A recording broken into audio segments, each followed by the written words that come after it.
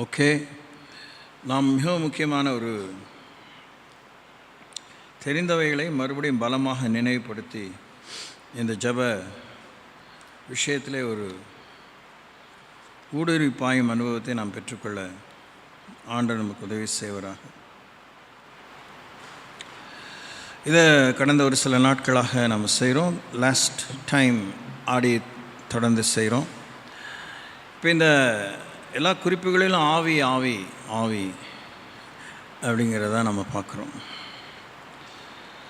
இப்போ நான் சொல்கிறத நீங்கள் ரொம்ப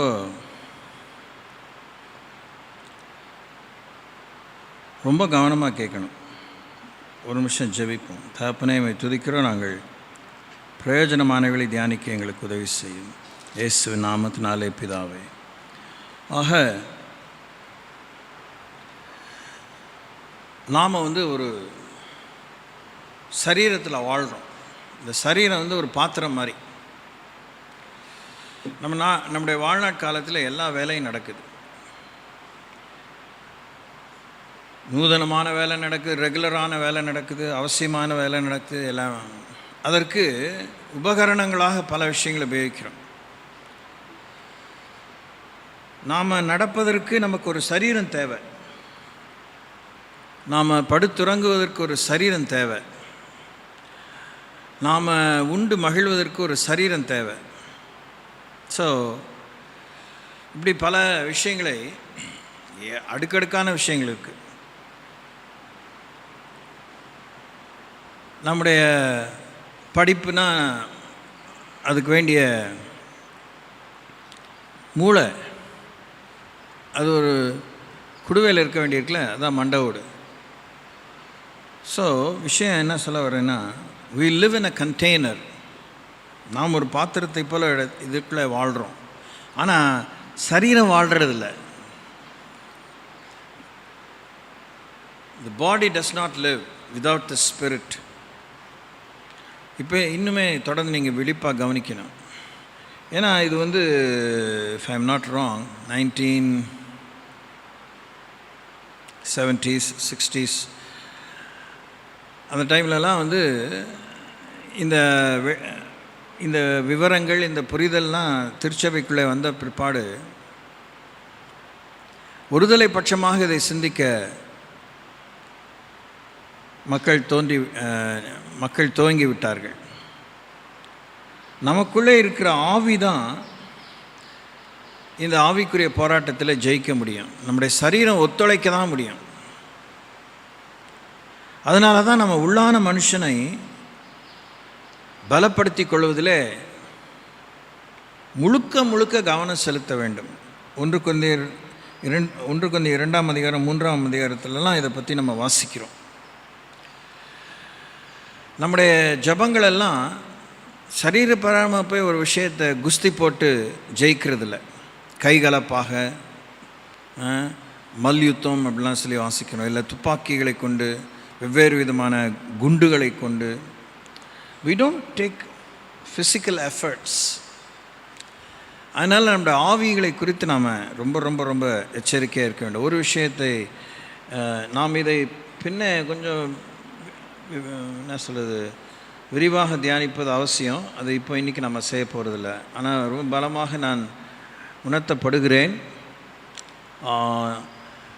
லூக்கா எழுதின சுவிசேஷம் 9ஆம் அதிகாரம் 55ஆம் வசனத்தையும் 6ஆம் வசனத்தையும் நான் வாசிக்கிறேன். The book of Luke's Gospel, chapter 9, verses 55-56. இயேசு திரும்பி பார்த்து, நீங்கள் இன்ன ஆவி உள்ளவர்கள் என்பதை அறியீர்கள் என்று அதட்டி, மனுஷகுமாரன் மனுஷருடைய ஜீவனை அழிக்கிறதுக்கல்ல, ரட்சிக்கிறதுக்கே வந்தார் என்றார். அதன் பின்பு அவர்கள் வேறொரு கிராமத்துக்கு போனார்கள். ப்ராபப்ளி நம்ம இங்கேருந்து கூட வாசித்தால் நல்லா இருக்கும். அந்த வசனத்தை நாம் தியானிக்க இருக்கிறோம். 51ஆம் வசனத்திலிருந்து, பின்பு இயேசு எடுத்துக்கொள்ளப்படும் நாட்கள் சமீபத்த போது அவர் எருசலேமுக்கு போக தமது முகத்தை திருப்பி தமக்கு முன்னாக தூதர்களை அனுப்பினார். அவர்கள் போய் அவருக்கு இடத்தை ஆயத்தம் பண்ணும்படி சமாரியருடைய ஒரு கிராமத்திலே பிரவேசித்தார்கள். அவர் எருசலேமுக்கு போக நோக்கமாயிருந்தபடியால் அவ்வூரார் அவரை ஏற்றுக்கொள்ளவில்லை. அவருடைய சீஷராகிய யாக்கோபும் யோவானும் அதை கேட்டபோது, ஆண்டவரே, எலியா செய்தது போல வானத்திலிருந்து அக்கினி இறக்கி இவர்களை அழிக்கும்படி நாங்கள் கட்டளையிட உமக்கு சித்தமா என்று கேட்டார்கள். அப்பொழுது அவர் திரும்பி பார்த்து, நீங்கள் இன்னும் ஆவி உள்ளவர்கள் என்பதை அறியீர்கள் என்று அதட்டி, மனுஷகுமாரன் மனுஷனுடைய ஜீவனை அழிக்கிறதுக்கல்ல ரட்சிக்கிறதுக்கே வந்தார் என்றார். அதன் பின்பு அவர்கள் வேறொரு கிராமத்துக்கு போனார்கள். ஸோ இப்போ நீங்கள் கேட்டறியக்கூடிய இந்த விஷயம் ஒரு பாடம்தான். ஜபிக்க கற்றுத்தாங்க அப்படின்னு நம்ம கேட்குறோம், அவசியமாகவும் இருக்குது. ஆனால் இந்த பாடத்தை நீங்கள் கற்றுக்காமல் இல்லை. நாம் எல்லாம் கற்றுக்கொண்ட பாடங்கள், ஏராளமான பாடங்களை நாம் அப்பியாசிக்கிறது இல்லை. அதுதான் ரொம்ப துக்கமும் கேவலமான விஷயம். வட்ட கிளாஸில் இருந்தேன். அதே அப்படி நான் சொல்கிறேன்னு சொல்லி உங்களுக்கு கூட சலிப்பு ஏற்படலாம். அதை பற்றி எனக்கு பிரச்சனை இல்லை. நாம் நம்முடைய தாய்மொழியிலேயே திறம்பட பேசுகிறதில்ல, அச்சர பிழையின்றி உச்சரிக்கிறதில்ல.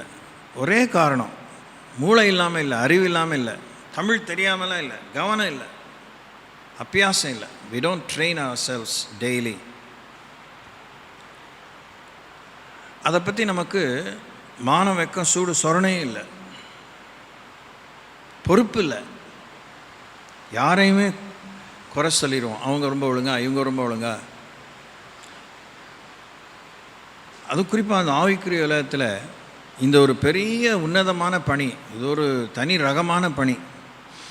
இந்த இராணுவத்தில் எலிட் ELITE அப்படின்னு ஒரு ரகமான சோல்ஜர்ஸ் இருக்கிறாங்க.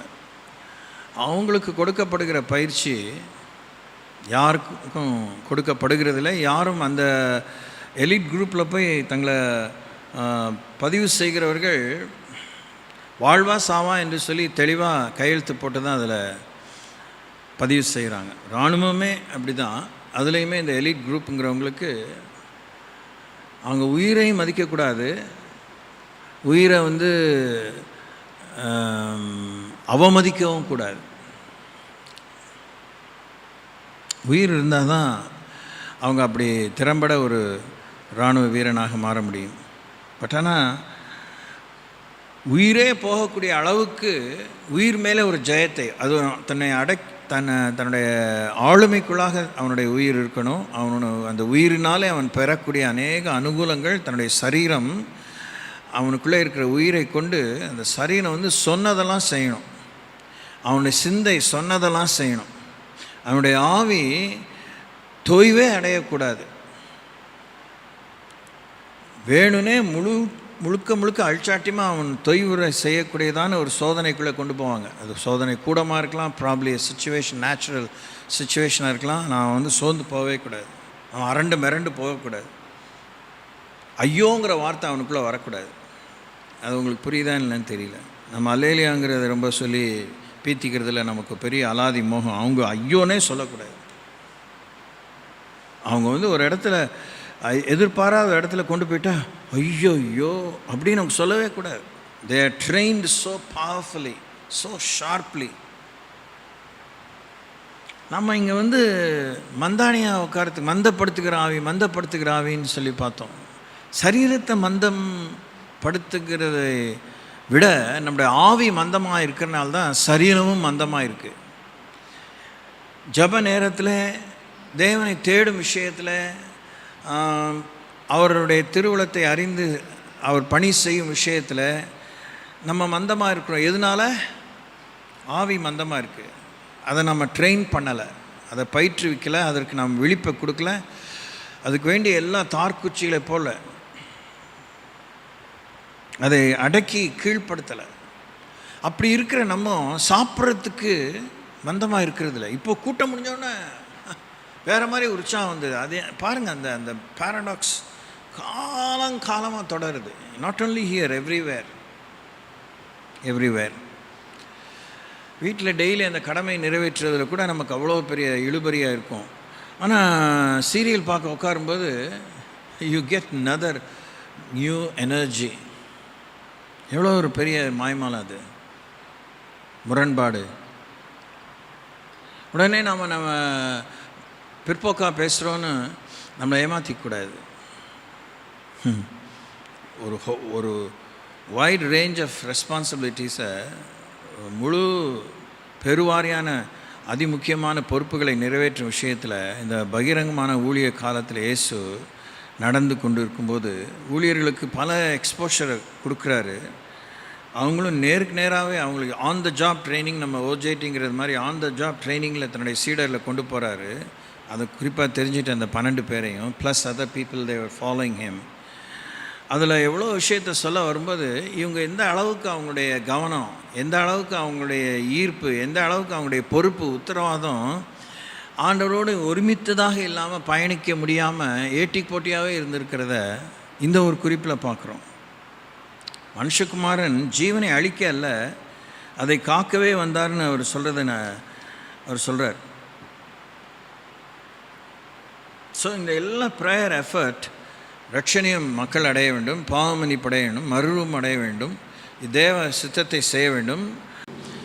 நாம் மாம்சத்தின்படி நடக்கிறவர்களாக இருந்தும் மாம்சத்தின்படி போர் செய்கிறவர் அல்ல, எங்களுடைய போர் ஆயுதங்கள்.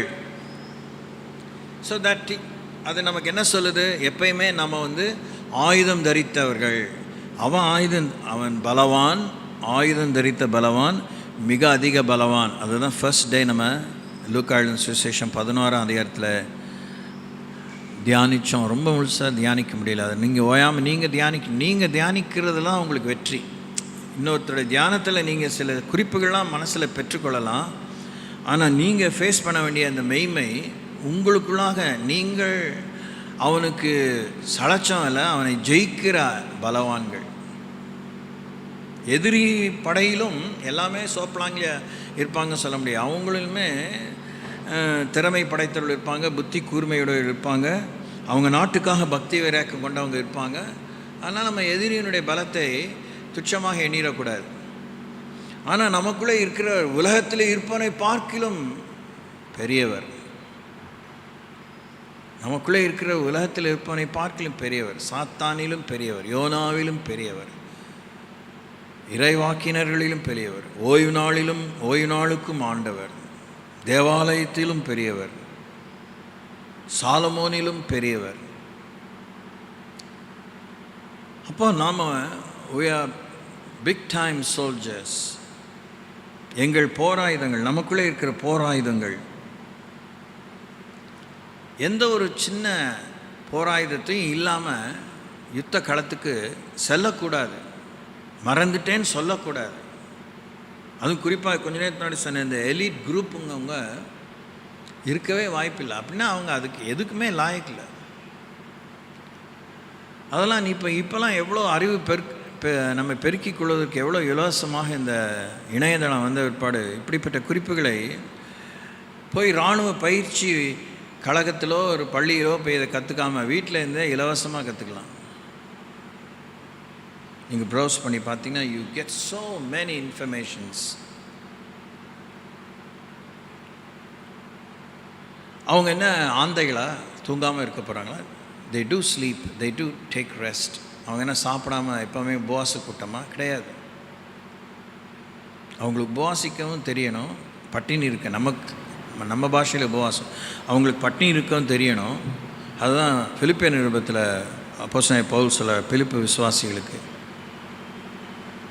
நான் தாழ்ந்திருக்கவும் தெரியும், வாழ்ந்திருக்கும் தெரியும், பசியாக இருக்கும், பட்டினியாக இருக்கும், பரிபூர்ணம் அடையும் நான் கற்றுக்கொண்டேன், போதிக்கப்பட்டேன்னு சொல்கிறாரு. அதே தான் அவங்களுக்கு நடக்குது.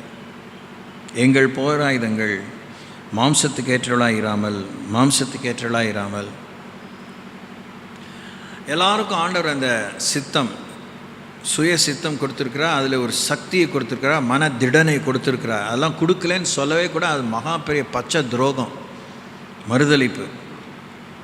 புத்தி பேதலித்து போன பிள்ளைகள் தான் ரிட்டார்டட் சில்ட்ரன் மாத்திரம்தான். ரிட்டார்டட் சில்ட்ரனுக்குள்ளே இருக்கிற ஸ்டப்பர்னஸ் அவங்களுக்கே தெரியாமல் அவங்களுக்குள்ளே இருக்கும். அழுத்தமுள்ள பிள்ளைகளாக இருப்பானா அவங்களுக்கு தெரியாது. அதுதான் தட்ஸ் ஹவ் தே ஆர்.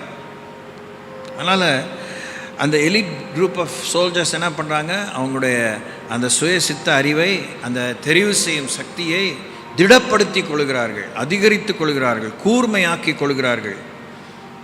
எடுப்பார் கைப்பிழைய போல் இருக்கிறதில்ல. சமயத்துக்கேற்ற புத்தி அவங்க ஒவ்வொருத்தருக்கும் அவங்களுக்கு கொடுக்கப்பட்ட சூழலிலே, அவங்க ஒரு டீமாக போனாலும் சரி, தனியாக போனாலும் சரி, அவங்க எடுக்க வேண்டிய முடிவை பற்றி அவங்க தடுமாற்றம் கொள்வதே இல்லை. இப்போ தான் கூட இந்த வாசித்தோம், தடுமாறும் காலத்தில் இடராமல் காத்தவரே. நமக்கு ஒருத்தர் அப்படி இருக்கார். அந்த சோல்ஜர்ஸுக்கு யாரும் கிடையாது. கவனிங்க. ஏன் நம்ம இவ்வளோ மட்டமாக வாழ்கிறோம்? ஏன் நம்ம இன்னும் புலம்பல் சுந்தரிகளாக இருக்கிறோம்? ஏன் இன்னும் நம்ம ஆறுதலுக்கும் அரவணைப்புக்கும் தாங்குங்க ஏந்துங்க சவல பிள்ளையாக இருக்கிறோம்? எவ்வளோ கேவலம், எவ்வளோ துக்கம்! ஆண்டவர் எவ்வளோ பொறுமையாக இருக்கிறார், எவ்வளோ வேதனைப்படுவார். எல்லாத்தையும் கொட்டி கொடுத்தும் எல்லாம் பிச்சைக்கார கூட்டமாக இருக்கே, எல்லாம் பொறுக்கி திங்கிற கூட்டமாக இருக்கே, தங்களே காத்துக்கொள்ள நீங்களே அவர்களுக்கு போஜனம் கொடுங்கள்ங்கிற கூட்டத்தில் ஒருத்தி கூட இல்லையே. யோசித்து பாருங்கள். சோறு மாத்திரம் இல்லை, not only just food, we don't give to any one. நம்ம உண்மை யாருக்கு எவரை கொடுக்குறோம்? கடவுளை கொடுக்குறோமா? ஆசிரியை கொடுக்குறோமா? ஆனந்தத்தை கொடுக்குறோமா? அறிவை கொடுக்குறோமா? வெளிப்பாடை கொடுக்குறோமா? விவரத்தை கொடுக்குறோமா? தைரியத்தை கொடுக்குறோமா? வார்த்தையை கொடுக்குறோம் அப்பப்போ. ஆனால் ஏன் அது பலன் செய்கிறதில்ல? There is no spirit backup. நாம் நோஞ்சானா இருந்து வாயில் சொல்கிறது அவங்களுக்கு தெரியாதா? அவங்க நோஞ்சானா இருந்து அவங்க செய்கிற லூட்டி அவங்களுக்கு தெரியாதா? பாம்பின் கால் பாம்பறியும்.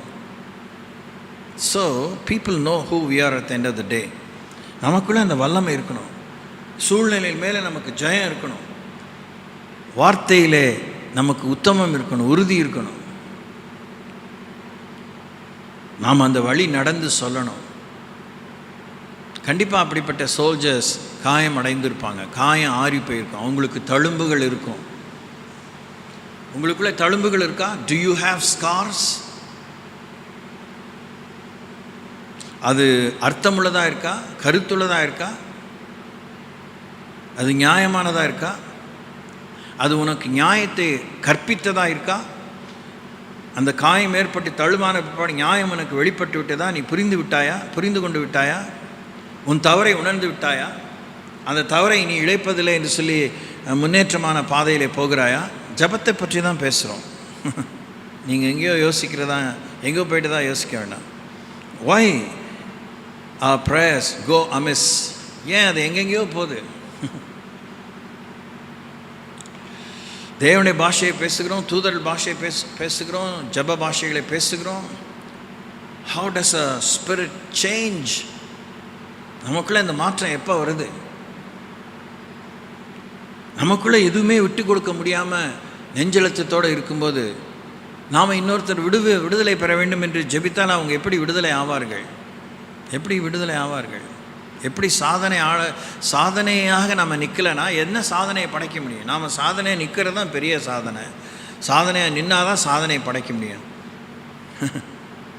சோதனையே வேணான்னு நினச்சா எப்படி நம்ம வாழ்க்கையில் முன்னேற முடியும்? சோதனை சகித்து ஜெயிக்கணும், சோதனை நிலைத்திருக்கணும், அப்போ தான் சுத்த பொண்ணாக விளங்க முடியும். ஸோ எங்களுடைய போராயுதங்கள் மாம்சத்துக்கு ஏற்றலாக இராமல் அரண்களை நிர்மூலமாக்குகிறதுக்கு தேவ பலமுள்ளவர்களாக இருக்குது. அரண்களை நிர்மூலமாக்குகிறது.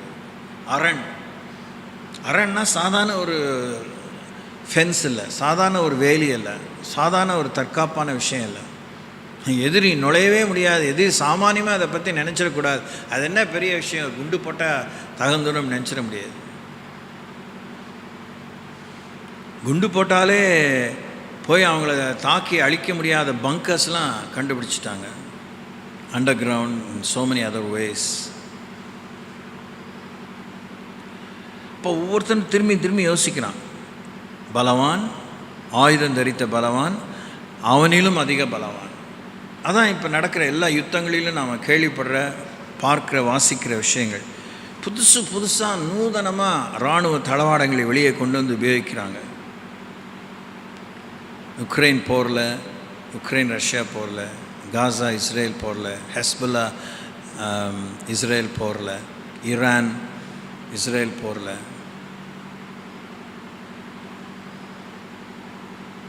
புதுசாக வெப்பன்ஸ் கொண்டு வராங்க. நூதனமான குண்டுகள், நூதனமான தாக்குதல் முறைகள், சைபர் வார், அவங்களுடைய இன்டெலிஜென்ஸ், அவங்களுடைய அந்த இராணுவ புத்தி கூர்மையை மழுங்கடிக்கிறாங்க, இல்லை அதை இருட்டடிக்க யோசிக்கிறாங்க. வான்வெளியிலே யுத்தம் நடக்கிறது, வான்வெளியிலேயே. தரையிலே அவனை சந்திக்க முடியாதுன்னு வான்வெளியிலேருந்து அவனை தாக்குகிறாங்க. அவங்களுடைய கம்ப்யூட்டர்ஸை போய் தொடுறாங்க. அவங்க எங்கேயுமே இல்லாமல் கம்ப்யூட்டரை நாசம் பண்ண சேட்டலைட் மூலமாக வார்ஃபேர் நடக்குது. லேசர் கதிர்கள் மூலமாக வார்ஃபேர் நடக்குது. இதெல்லாம் நம்ம பார்த்து வேடிக்கையாக தீபாவளி பட்டாசு வெடிக்குதுங்கிற மாதிரி பார்த்துட்ருக்கோம். நமக்கு ஆண்டவர் கற்றுக் கொடுக்குறாரு. நாம் இப்படி வெறும் ஸ்தோத்திரம் பண்ணுறோம், அந்த ஸ்தோத்திரத்திலும் நம்ம உத்தமம் இருக்கா? அந்த ஸ்தோத்திரத்திலும் நம்முடைய அர்ப்பணம் இருக்கா? என்ன ஸ்தோத்தரித்தோம், எதற்காய் ஸ்தோத்தரித்தோம், அதில் என்ன தாக்கத்தை எதிர்பார்க்குறோம், என்ன விளைவை எதிர்பார்க்குறோம், நாம் எப்படி அந்தப்படி நான் பலவீனமாக உள்ளவனாக இருக்கும் பொழுதே பலமுள்ளவனாக இருக்கிறேன் அப்படின்னு சொல்லி பவுல் சொல்கிறாரு. நம்ம பலவீனங்களோடு தான் வரோம், ஆனால் பலமுள்ளவளாக இருக்கிறோம். ஏன்னா நம்ம கான்சன்ட்ரேஷனை சரீரத்தை விட்டு ஆவிக்கு கொண்டு போயிட்டோம். நம்ம நோய்வாய்ப்பட்டிருக்கும் போது ஜெபிக்க முடியாதா? நல்லா ஜெபிக்க முடியும். நோயை சுமந்து கொண்டே தேவனை யுத்தத்தை செய்ய முடியாதா? செய்ய முடியும், செய்யணும். அதனால் நோயை நம்ம என்கரேஜ் பண்ணுறோமா? நோ. வியாதியை என்கரேஜ் பண்ணுறோமா? நோ. என்னால் முடியலங்கிற சூழல் எதிரிக்கு தெரியக்கூடாது, எனக்கே தெரியக்கூடாது. என்ன எனக்கு தெரியணும், ஆனால் அது தெரியாமல் நான் வேலை செய்யணும். Praise the Lord, praise the Lord. அப்போ அதுதான் நமக்கு பிடிக்கல. கொஞ்சம் சளி வந்துட்டாலே தலைவலி, வீட்டுக்கு போகிறேன், இன்றைக்கி சமையல் இல்லை, வெளியில் வாங்கிட்டு வாங்க.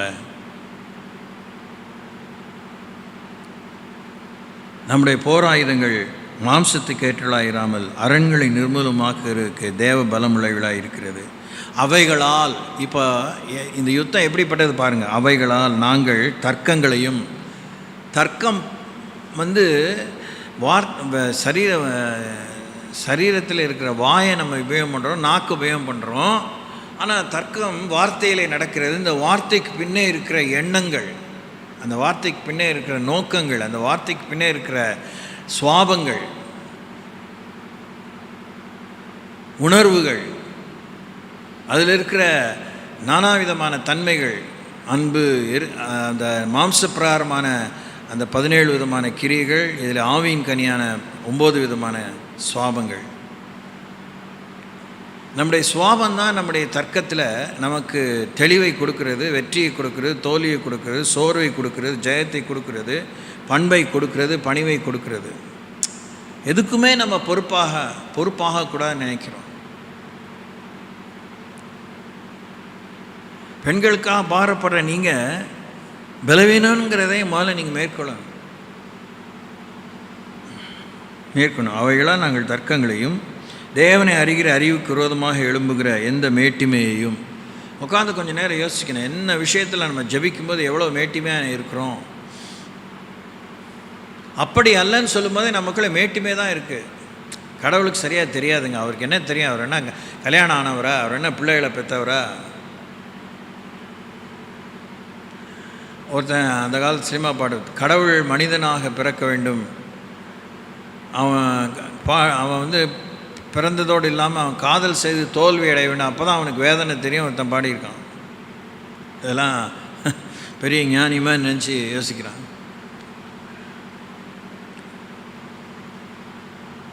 நம்முடைய ஜபத்தில் எப்படி இருக்கும்?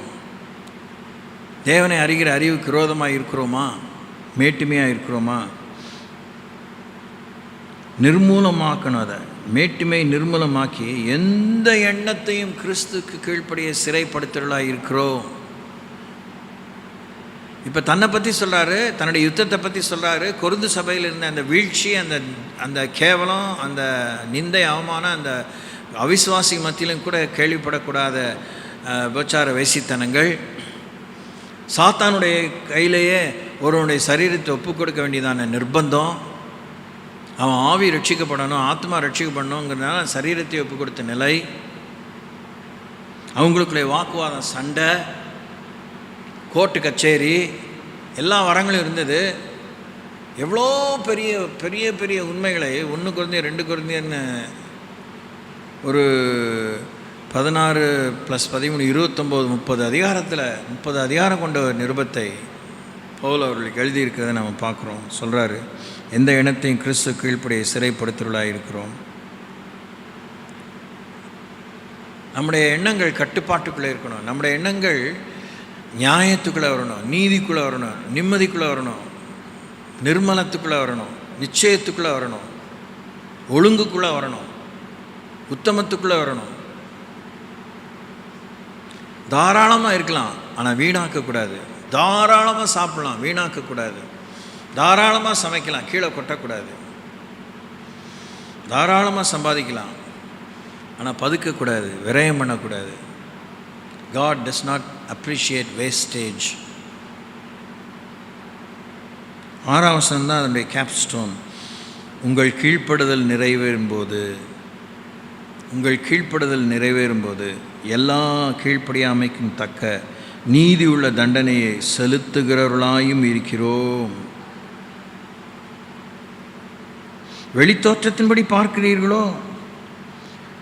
ஒருவன் தன்னை கிறிஸ்துக்குரியவன் என்று நம்பினால், நான் கிறிஸ்துக்குரியவனாக இருக்கிறது போல, தான் கிறிஸ்துக்குரியவனாக இருக்கிறது போல நாங்களும் கிறிஸ்துக்குரியவர்கள் என்று அவன் தன்னிலே தானே சிந்திக்க கடவன்.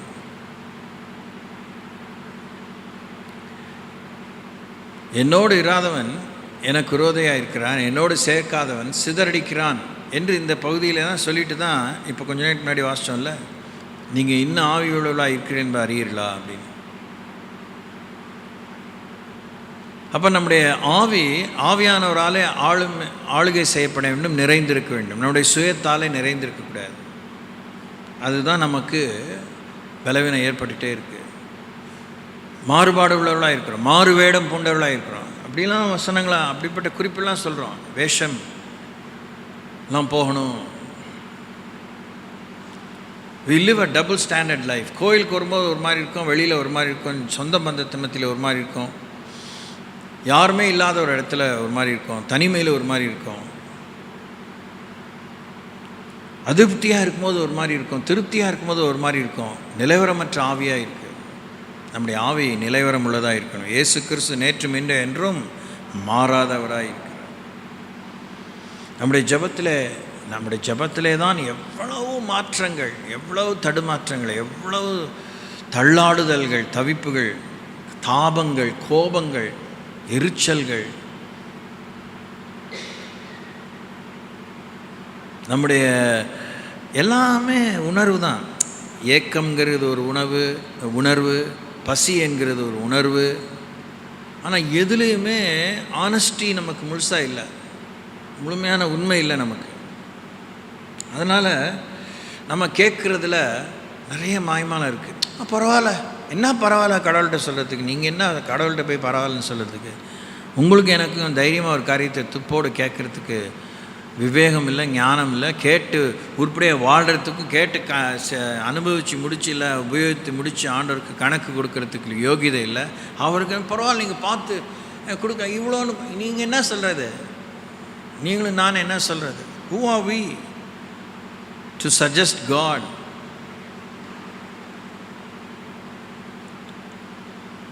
தப்பாக யோசித்து, தப்பாக ஜெபம் பண்ணி, தப்புகள் தொடர்ந்துகிட்டே இருக்குது, தப்பிதங்கள் தொடர்ந்து கொண்டே இருக்குது, தவறுகள் நீடித்து கொண்டே இருக்கிறது.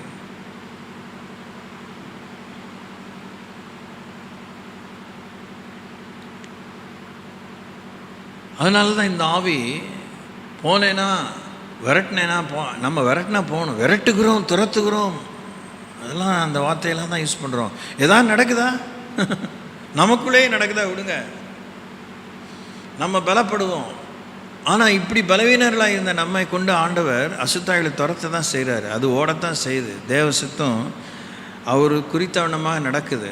அதனால் நாம் ஜெயிச்சிட்டோங்கிறதே மேட்டர் இல்லை, வாய்ப்பே இல்லை.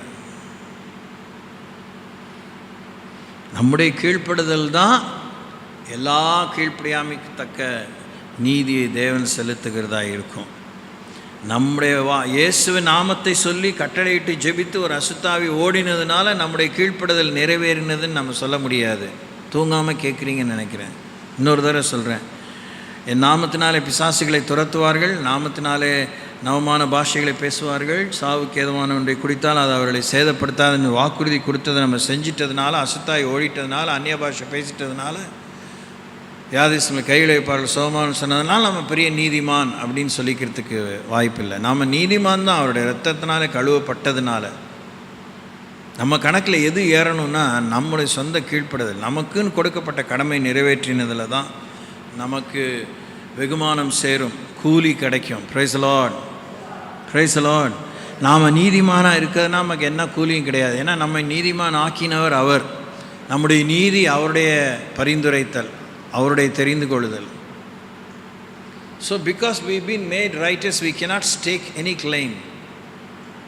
நாம் நீதிமான் ஆக்கப்பட்டதுனால நீதியிலே நிலைத்திருந்து திருமுகம் காண்பேன், விழித்தெழும்போதும் சாயலால் திருப்தியாவேன், சங்கீதம் 17 ஃபாதர் பாடியிருக்கிறாரு.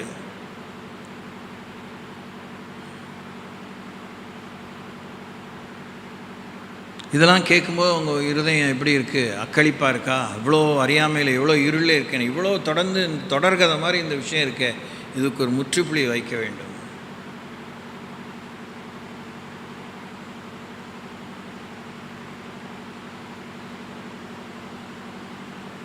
அவர் சொல்கிறார் 8ஆம் வசனத்தில், மேலும் உங்களை நிர்மூலமாக்குகிறதற்கல்ல உங்களை ஊன்ற கட்டுகிறதுக்கு கர்த்தர் எங்களுக்கு கொடுத்த அதிகாரத்தை குறித்து நான் இன்னும் சற்றே அதிகமாய் மேன்மை பாராட்டினாலும் நான் வெட்கப்படுகிறதில்லை. நான் நிருபங்களாலே உங்களை பயமுறுத்துகிறவனாக தோன்றாதபடிக்கு இதை சொல்லுகிறேன் அப்படின்னு பவுல் சொல்கிறாரு. நம்முடைய ஃபீலிங்கை கடவுள் புரிஞ்சுக்கிறாரு. ஒரு ஊழியனை கொண்டு அவர் எழுப்பின ஒரு சமுதாயத்துக்கு, ஆராதிக்கும் திரு சமுதாயத்துக்கு ஆண்டவர் அறிவுரை கூறும்போது அவங்க மனசு எப்படி இருக்கும் அவர் புரிஞ்சு கரிசனையோடு தான் சொல்கிறாரு. நீங்கள் எப்படி ஃபீல் பண்ணுவீங்க? இல்லை ஒன்றும் கவலைப்படாதீங்க, எல்லாம் அவர் பார்த்துக்குவார், எல்லாம் சரி பண்ணிடுவார் அப்படின்னு நீங்கள் யாராவது உங்களுக்கு தவறான நம்பிக்கை கொடுத்தா அது தவறு. அது நல்ல நம்பிக்கையை எடுத்துக்காதீங்க.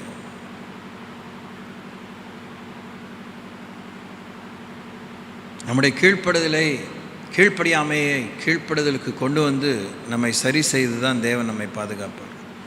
நம்முடைய கீழ்ப்படியாமையோடு பரலோகத்துக்கு அழைத்து செல்ல மாட்டார். அடுத்த கட்டமான உயர்வுக்கு நம்மை கொண்டு செல்ல மாட்டார். நாம் பலவான்களின் புத்திரர். சங்கீதம் 29 வாசிங்க. பலவான்களின் புத்திரரே அப்படின்னு தான் ஆரம்பிக்குது. நம்முடைய சத்தத்தோடு கர்த்தருடைய சத்தம் இருக்கணும், இல்லை கர்த்தருடைய சத்தம் நம்முடைய சத்தமாக மாறணும். அதுதான் ரொம்ப சூப்பர், அதுதான் அப்சல்யூட். கர்த்தருடைய சத்தம் நம்முடைய சத்தமாக மாறணும். The very sound should be so ransacked by God. அப்போ வெளிச்சம் உண்டாகிறதுன்னு சொன்னால் வெளிச்சம் உண்டாகும். அப்பாலை போனால் அது அப்பாலை போகும். இறையாதே அமைதலாக இருன்னா அதட்டினா அது அடங்கிடும்.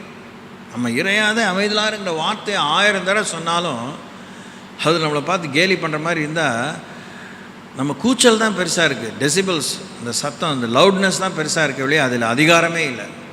கர்த்தருடைய சத்தம் எல்லா இடத்துலையும் சும்மா அதிகாரம் அமட்டலாக கடவுள் பேசினதாக இந்த 66 புஸ்தகத்தில் பார்க்க முடியாது. அவருடைய சத்தமே, அவருடைய இயல்பான சத்தமே ஜனங்களால் கேட்க முடியல. சீனாய் மலையிலே அவர் இறங்கின போது அவங்களால சகிச்சுக்க முடியல. அவருமே எச்சரித்தார், மலையை தொடக்கூடாது, கிட்ட வந்துடக்கூடாது, ஜாக்கிரதையாக இருக்க சொல்லி, ஜனங்களை தூரம் இருக்க சொல்லி, தள்ளி இருக்க சொல்லு சொல்கிறாரு. அதெல்லாம் முழுக்க அடக்கி கொண்டு ஒரு கேப்சியூல் மாதிரி நமக்குள்ளே ஆண்டவர் இருக்கிறாரு. நமக்கு இன்னும் பிரகாசமாக மனக்கண்கள் இல்லை. அந்நிய பாஷையில் பேசி பேசி பேசி பரிசுத்தாவினுடைய தெளிவு, பரிசுத்தாவினுடைய நிறைவு, ஆளுகை, direction, how he directs you, how he controls you, how he instructs you, எப்படி அவர் போதிக்கிறார், எப்படி கண்டிக்கிறார், கண்டிப்பு. அவர் பரிசுத்தாவின் இடத்துல வரும்போது பாவத்தை குறித்தும் நீதியை குறித்தும் நியாய தீர்ப்பை குறித்தும் கண்டித்து உணர்த்துவார்.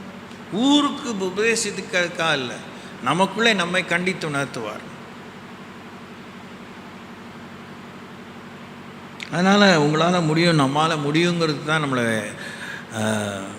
நம்மளை கொண்டு முடிய வைக்கணுங்கிறதுக்கான ஆண்டவர் நம்ம தெரிந்து கொண்டிருக்காங்க. உலகத்தில் நம்ம அற்பமானவர்களாக இருக்கலாம், நம்மளே சொல்லிக்கலாம் நம்ம புழு குப்பைன்னு. பரவாயில்ல, புழு குப்பை ஆண்டவர் புழுவும் குப்பையுமே உபயோகிக்கல, அதை பலப்படுத்தி ஸ்திரப்படுத்தி மறுரூபப்படுத்தி பலவானின் புத்திராக மாற்றி வானத்திலிருந்து பிறந்தவர்களாக, மாம்சத்தினுடைய அல்ல இரத்தத்தினுடைய அல்ல புருஷ சித்தத்தினுடைய தேவனாலே பிறந்தவர்களாக மாற்றி நமக்குள்ளே வாசம் பண்ண வரம் பெற்று வரங்களை தந்து, நம்ம புழு குப்பைன்னு நம்ம சொல்லத்துக்கு முன்னாடி சாத்தானுக்கு தெரியாதா நம்ம யாருன்னு? ஓரளவுக்கு தெரியும். எல்லாமே தெரியாட்டினாலும், எல்லா பக்கமும் அவனுக்கு தெரியாட்டினாலும், நம்மை உண்டாக்கின ரகசியம் பிதாவை தவிர, இயேசுவை தவிர, ஆவியானவரை தவிர யாருக்குமே தெரியாது. யாருக்குமே தெரியாது, நமக்கே தெரியாது. அவன் நமக்கு சொல்லணும், நம்ம கேட்கணும், சொன்ன வரைக்கும் கீழ்ப்படியணும். சொன்ன அளவுக்கு நம்ம ஒத்துழைச்சி முன்னேறி போகும்போது அடுத்த கட்டம் நமக்கு புரியும். ஒவ்வொரு முறையும் ஒவ்வொரு வேலையும் முடியாமல் அடுத்த வேலையை அடுத்த கொடுங்க பரவாயில்ல, எல்லாத்தையும் சேர்த்து செஞ்சிடலாம் நம்மள சில நேரத்தில் கேட்பமா இருக்கும். அதெல்லாம் ஆண்டவர்கிட்ட ரொம்ப ரொம்ப என்ன கொஞ்சம் கூட சரியாக வராது. ஒவ்வொன்றுக்கு கீழ்ப்படிஞ்சு அடுத்த கட்டத்தில் தான் முன்னேற்றத்தை பார்ப்போம். இல்லைன்னா பழக்க தோஷத்தில் காரியங்கள் நடக்குது. நாம் நிர்மூலமாக இருக்கிறது அவருடைய கிருபை. அதனால் நம்ம நினைக்கிறோம் காரியங்கள்லாம் நடக்குது, நம்ம ரொம்ப ரைட்டான பாதையில் போயிட்டுருக்கோம்.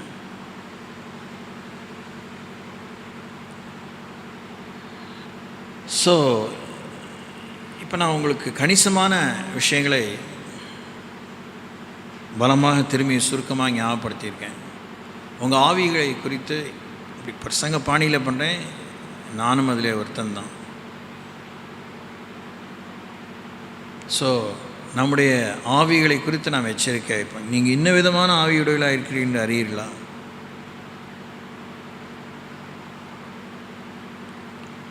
அது தயவு செஞ்சு நீங்கள் அமைதியாக வீட்டில் போய் ஒரு 10-15 தடவை அந்த பகுதியை வாசித்து பாருங்கள், எப்படிப்பட்ட ஸ்பிரிட் நமக்கு இருக்குது. ஆண்டவரே, எலியா செய்தது போல வானத்திலிருந்து அக்கினி இறக்கி இவர்களை அழிக்கும்படி நாங்கள் கட்டளையிட உமக்கு சித்தமாக. அவரை வேற இதில் அவர் சித்தம்னு சொல்லி ஒரு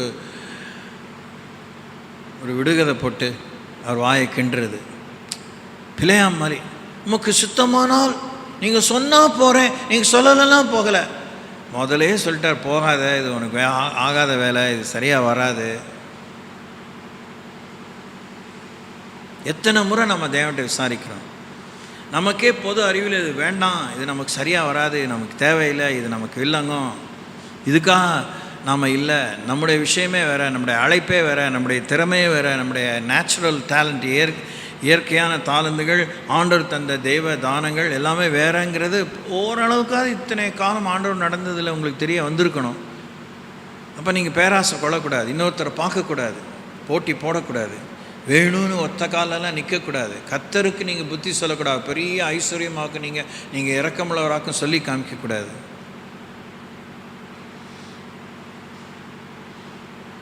அவரோட இரக்கத்தில் தான் நம்மளை இப்படி வச்சுருக்காரு. ஆட்டுக்கு வாழை அளந்து வச்சுருக்கிறார். நம்ம ஆடு தான் வாழை அவ்வளோதான், தயவு செஞ்சு நீளமாக்கி விடுங்க, உங்களால் முடியும்னு சொல்லக்கூடாது. அப்படின்னா ஆரம்பத்திலே ஆடுகளை படைக்கும்போது ஆண்டவர் தப்பு பண்ணிட்டாருன்னு அர்த்தம். ஆனால் ஆடு தான், ஆண்டவரே எனக்கு புத்தி மட்டாக இருக்குது, எனக்கு புத்தி கூர்மையை தாங்க, உன் சத்தத்தை கேட்டும் உன்னுடைய பின்சல் ஒரு ஆடாக என்னை மாற்றுங்க, இதெல்லாம் கேட்கலாம், இதெல்லாம் கேட்கணும். கேட்டால் கிடைக்கும், வழி நடத்துவார். ஆண்டவரே நான் ஆடு தான், ஓனாய்க்குள்ளே என்னை அனுப்புகிறேங்கிறீங்களே, எப்படி? நீ போ, நான் வரேன், இப்போ நீங்கள் வந்துடுங்க.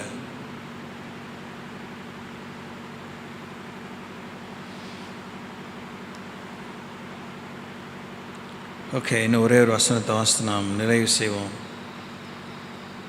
நாம் லாஸ்ட் வீக் பார்த்தோம் ஆவிக்குரிய பலவீனத்துக்கு என்ன காரணம். வெளிப்படுத்தின விசேஷம் 2-5 வசனத்தை வாசித்து,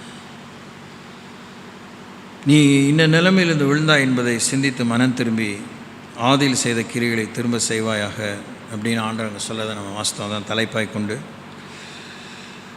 1 ராஜாக்கள் 11:9 வாசித்தோம். தேவனுடைய எச்சரிக்கையை நாம் மீறி நடக்கும்போது நம்ம வாழ்வில் ஆவிக்குரிய பலத்தை நாம் இழக்கிறோம். தேவனுடைய ஆவிக்குரிய பலத்தை இழக்கணும். அது சாலமனை பற்றி பார்க்குறோம்.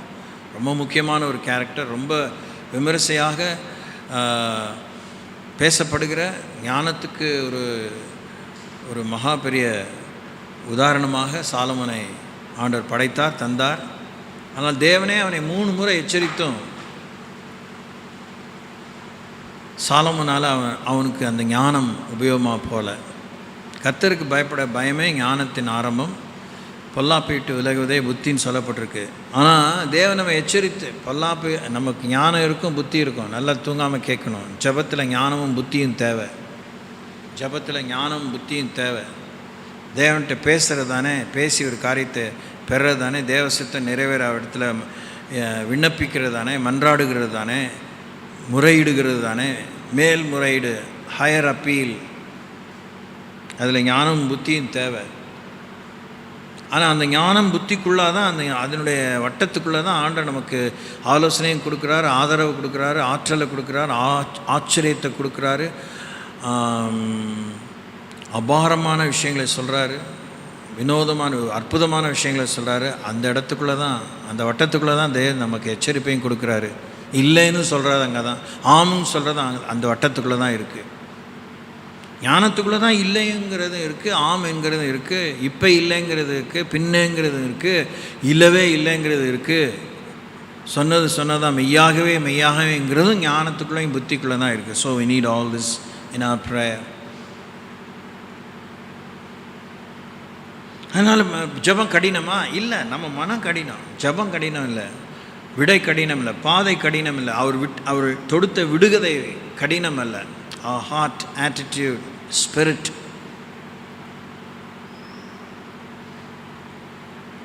அந்த ஆவியின் மண்டலத்தை தொடர்றதும், போக்குவரமாக இருக்கிறதும், கட்டி அணைக்கிறதும், உரசுறதும், அதோடு கூட வச்சிக்கக்கூடிய எல்லா விதமான இயற்கைக்கு உட்பட்ட, இயற்கைக்கு அப்பாற்பட்ட எல்லா விதமான உறவுகளும்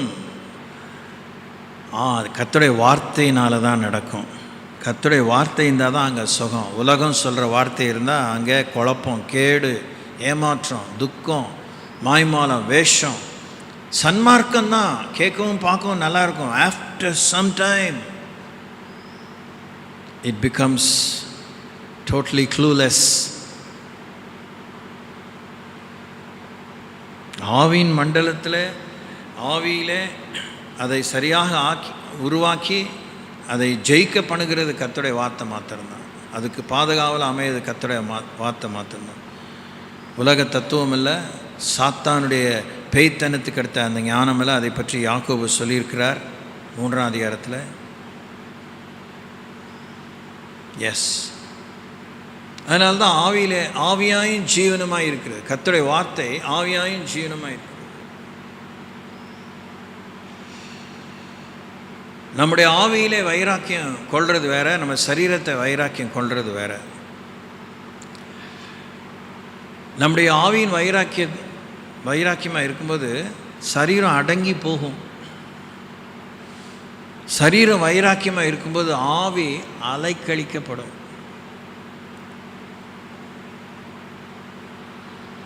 It is a spiritual warfare. Prayer is a spiritual warfare. அவன் கல்லை பார்த்து கும்பிட்றான், மண்ணை பார்த்து கும்பிட்றான், பொண்ணை பார்த்து கும்பிட்றான், பெண்ணை பார்த்து கும்பிட்றான், ஆளை மனுஷனை கும்பிட்றான், மரத்தை கும்பிட்றான், கண்டதையும் கும்பிட்றான். ஆனால் நாம் ஜீவனில் தேவனை வழிபடுகிறோம். நம்ம ஆவியை வழிபடவில்லை, ஆவியானவரை வழிபடுகிறோம். Praise the Lord. Praise the Lord.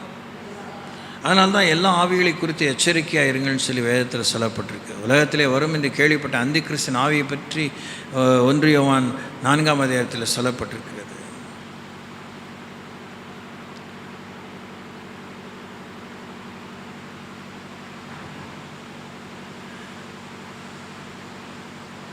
ஆவியின் ஆற்றலால் ஜடமான பொருட்களை நகர்த்துகிறான் பிசாசு.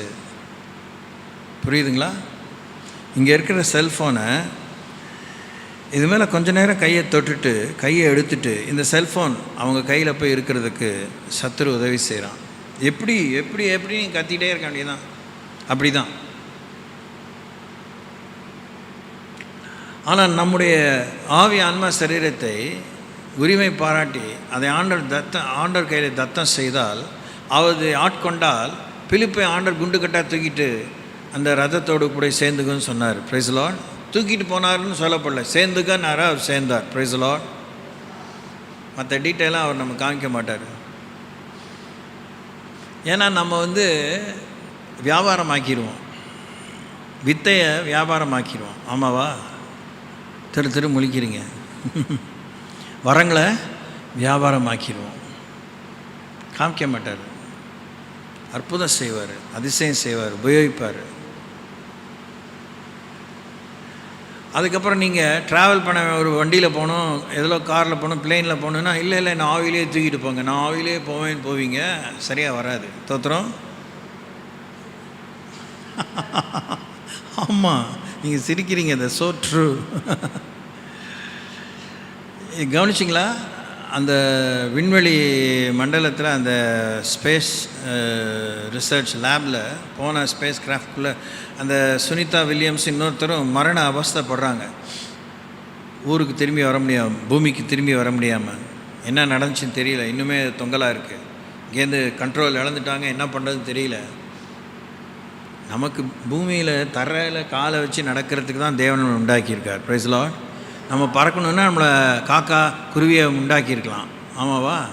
ஏன்னா அன்னப்பறவையை உண்டாக்கலையே, ஏதோ ஒரு பறவை அப்படி உண்டாக்கலையே. நான் விடிய காலத்து சிற்றைகளை எடுத்து நான் உயர பறப்பேன்னா அங்கே போனோன்னே சிக்கலானோன்னா கர்த்தர் தான் காப்பாற்ற முடியும். மிஷினாக காப்பாற்றுது, கம்ப்யூட்டராக காப்பாற்றுது.